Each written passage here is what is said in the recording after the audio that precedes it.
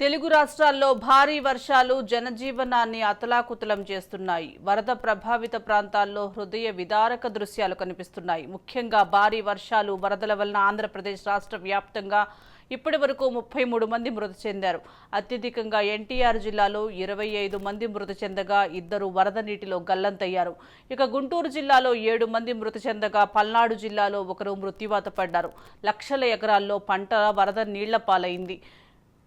రాష్ట్రంలో దాదాపు 1,69,370 ఎకరాల్లో పంట, 18,424 ఎకరాల్లో ఉద్యానవన పంటలకు నష్టం వాటిల్లింది.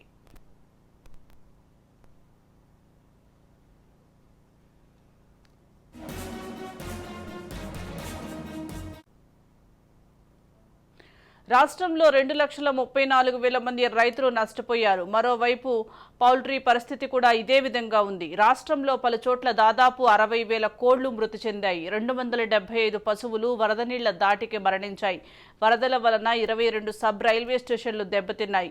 3,973 కిలోమీటర్ల రహదారులు దెబ్బతిన్నాయి. పలు జిల్లాల్లోని 78 చెరువులకు, కాలువలకు గండ్లు పడ్డాయి.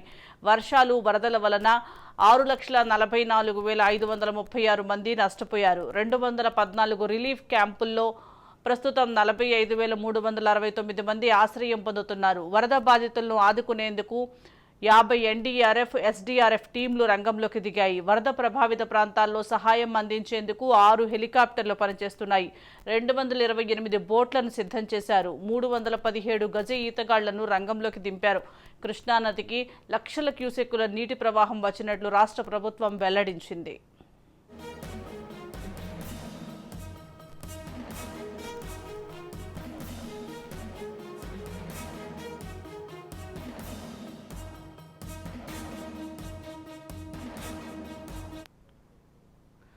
కృష్ణానది బుడమేరు వరద ఎన్టీఆర్ జిల్లా పరిధిలో అపార నష్టాన్ని తెచ్చిపెట్టాయి. ప్రాథమిక అంచనా ప్రకారం నష్టం 1000 కోట్ల వరకు ఉంటుందని అంచనా వేస్తున్నారు.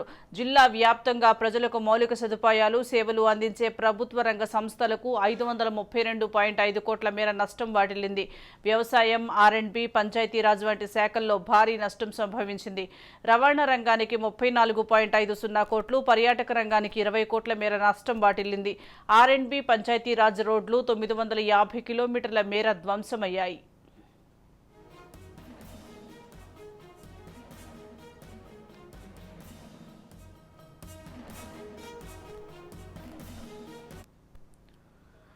ఇంకా విద్యుత్, రెవెన్యూ, పంచాయతీరాజ్ శాఖలకు సంబంధించి ప్రాథమిక నష్ట అంచనాలు రావాల్సి ఉంది. వీఎంసీకి భారీ నష్టం సంభవించే అవకాశం ఉంది. రాష్ట్రంలోనే అత్యధికంగా ఎన్టీఆర్ జిల్లాలో అంతులేని పంట నష్టం జరిగిందని రాష్ట్ర వ్యవసాయ శాఖ అధికారులు ప్రాథమిక అంచనాలో పొందుపరిచారు. వ్యవసాయ, ఉద్యాన పంటలకు సంబంధించి 200 కోట్ల రూపాయలు నష్టం సంభవించింది.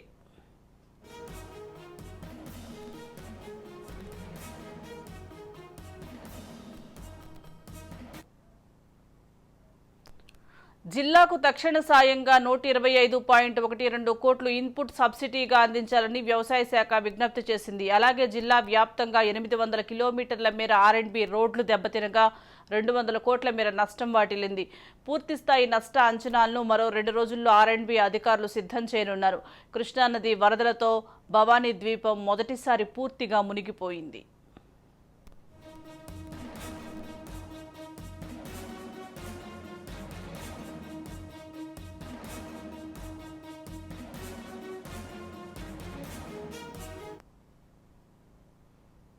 స్టార్ హోటల్ను తలపించేలా ఉండే 4 కాటేజీల్లోని ఖరీదైన ఫర్నిచర్, ఇతర ఉపకరణాలకు తీవ్ర నష్టం వాటిల్లింది. Robotic park, maze garden, mirror maze, video game arena, child game area, open gym, open music arena మునిగిపోయాయి. అలాగే హరిత బెర్మ్ పార్క్లో 30 కాటేజీలు నీట మునిగాయి. వీటిలో ఖరీదైన సామాగ్రి వరద నీటిలో నానిపోయింది. కాన్ఫరెన్స్ హాల్, బోటింగ్ యూనిట్ వంటివి పూర్తిగా మునిగిపోయాయి. పర్యాటక అభివృద్ధి సంస్థకి 20 కోట్ల మేర నష్టం వాటిల్లినట్లు అంచనా వేశారు.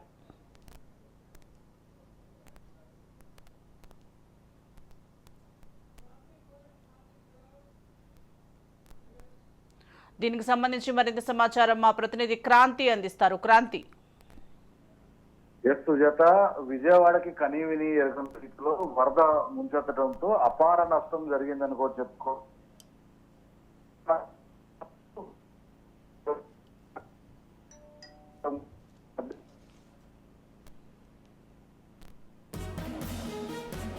విజయవాడలో వర్షాలు వరదల దాటికి అపార ఆస్తి పంట నష్టం సంభవించింది. ఓవైపు రైతులు ప్రజలు అల్లాడుతున్న పరిస్థితి కనిపిస్తోంది. దీనికి సంబంధించి మరింత సమాచారం మా ప్రతినిధి క్రాంతి అందిస్తారు. క్రాంతి, సహాయక చర్యలు ఎలా కొనసాగుతున్నాయంటారు?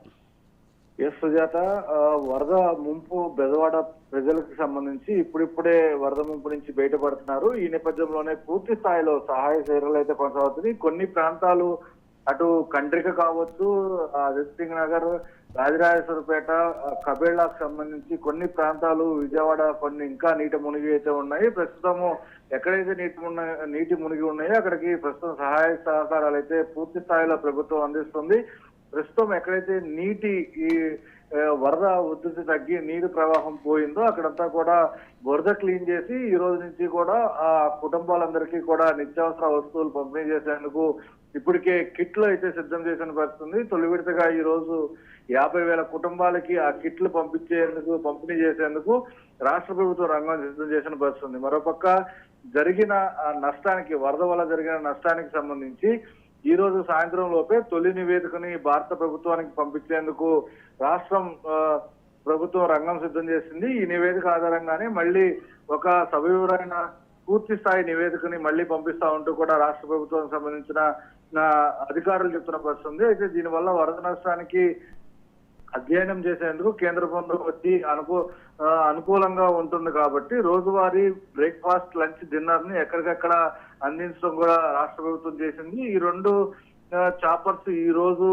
పనిచేశాయి. అదేవిధంగా 206 నీళ్ల ట్యాంకులతో 513 ట్రిప్పులు కూడా ప్రస్తుతం ఎక్కడికక్కడ ఎవరికి ఇబ్బంది లేకుండా తాగునీరు, సాగుకు సంబంధించి ప్రస్తుతం ఇచ్చిన పరిస్థితి అయితే ఉంది. ఇంకా కొన్ని తేవడంతో ఈ రోజు ఫైర్ ఇంజిన్లు అంటే దాదాపు 5,000 ఇళ్లని శుద్ధి చేసేందుకు రాష్ట్ర వ్యాప్తంగా ఉన్న ఫైర్ ఇంజిన్లన్నీ కూడా ఇక్కడ డిప్లాయ్ చేసిన పరిస్థితి అయితే ఉంది. ఎక్కడ ప్రతి ఇంటికి కూడా పూర్తి స్థాయిలో బురద మొత్తం పోయే వరకు కూడా ప్రతి ఫైర్ ఇంజిన్ కూడా క్లీన్ చేస్తున్నట్టు కూడా ముఖ్యమంత్రి చెప్పిన పరిస్థితి ఉంది. దీనిలో భాగంగానే ప్రస్తుతము శానిటేషన్, ముంపు, మెడికల్ క్యాంపుల పైన కూడా ఇప్పటికే ఎక్కడికక్కడ ప్రభుత్వం ఏర్పాటు చేసింది. ముంపు నుంచి కేలుకున్న కాలనీస్ కావచ్చు, ప్రాంతాలకు సంబంధించి కావచ్చు, పూర్తి స్థాయిలో ఆ ప్రాంతాలకు సంబంధించిన శానిటేషన్ ఎప్పటికప్పుడు ముఖ్యమంత్రి స్వయంగా పర్యవేక్షిస్తున్న పరిస్థితుంది. 72% ప్రారంభమైంది. ఇప్పటికే మెడికల్ క్యాంప్ కూడా ఎక్కడికక్కడ ఏ కాలనీకి సంబంధించి ఆ కాలనీకి కూడా మెడికల్ క్యాంపు పెడుతున్న పరిస్థితుంది. దానికి అదనంగా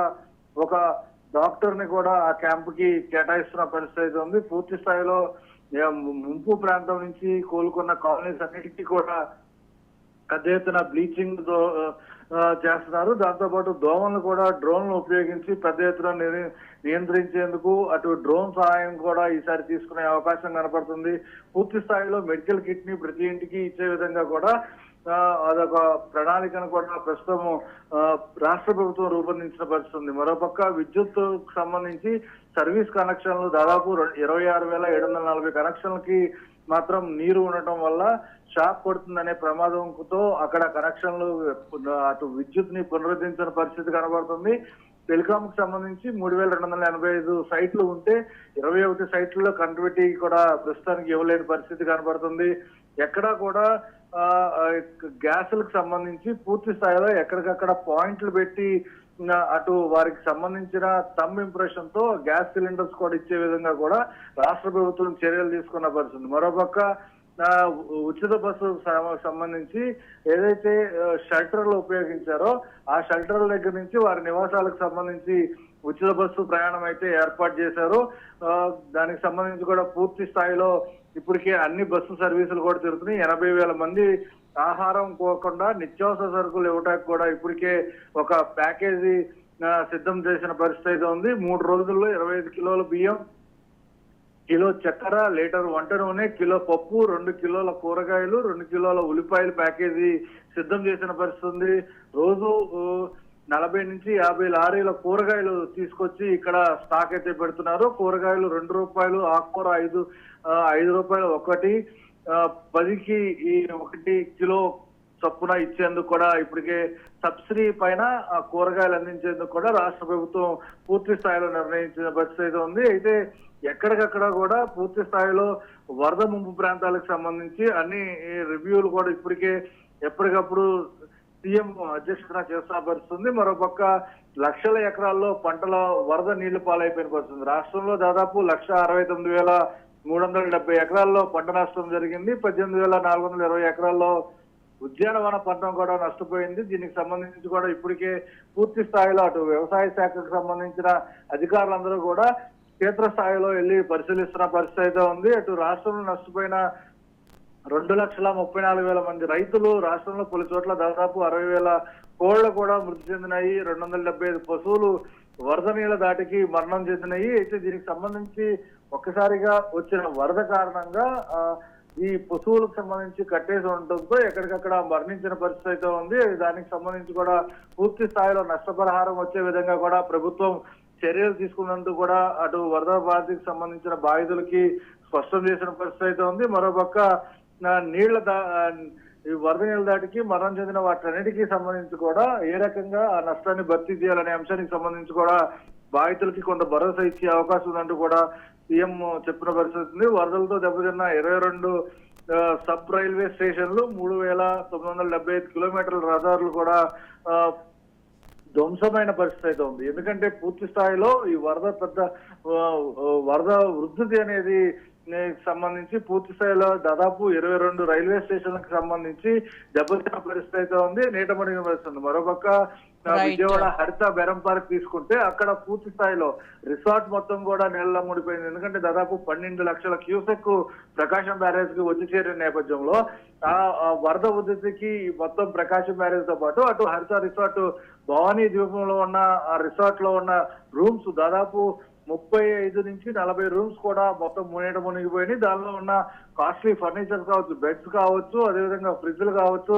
ఎలక్ట్రానిక్ సంబంధించిన పరికరాలన్నిటి కూడా పూర్తి స్థాయిలో నీటిలో మునిగిపోయిన పరిస్థితి. వాటిలో ఏవి కూడా పనికొచ్చే అవకాశం లేదంటూ కూడా అధికారులు అంచనా వేస్తున్నారు. దానిలో భాగంగానే అటు టూరిజం శాఖకు సంబంధించి దాదాపు 20 కోట్ల మేర నష్టం వచ్చే అవకాశం కనబడుతుంది.